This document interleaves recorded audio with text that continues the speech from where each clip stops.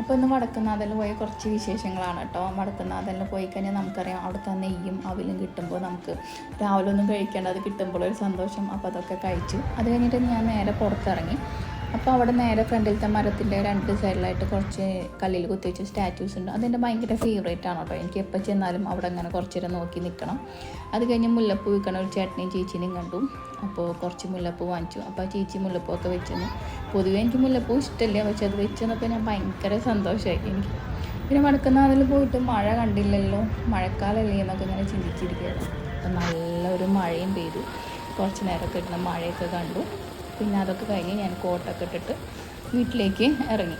പിന്നെ അവിടുന്ന് വീട്ടിലെത്തുന്നേക്കാളും മുമ്പ് എനിക്ക് 2-3 സാരി കൊറിയർ അയക്കാനുണ്ടായിരുന്നു. അപ്പോൾ സാരിയുടെ സെയിലൊക്കെ തുടങ്ങിയിട്ടുണ്ടല്ലോ, അപ്പോൾ അതൊക്കെ ഞാൻ അയച്ചു. അത് കഴിഞ്ഞിട്ട് ഞാൻ വീട്ടിലെത്തി. ഭയങ്കര ഹാപ്പി ആയിട്ടാണ് കേട്ടോ വീട്ടിലെത്തിയത്. ഹാപ്പി ആയി കഴിഞ്ഞാൽ എനിക്കെന്ന് പറഞ്ഞു വെച്ചെങ്കിൽ എനിക്ക് കുറച്ച് ഫോട്ടോസ് എടുക്കണം, എൻ്റെ തന്നെ ഫോട്ടോസ് എടുക്കണം എനിക്ക്. അപ്പോൾ അതൊക്കെ എടുത്തു. അങ്ങനെ ഇന്നത്തെ ഒരു ഭയങ്കര ഹാപ്പി ആൻഡ് ബ്ലെസ്ഡ് ഡേ ആയിരുന്നു.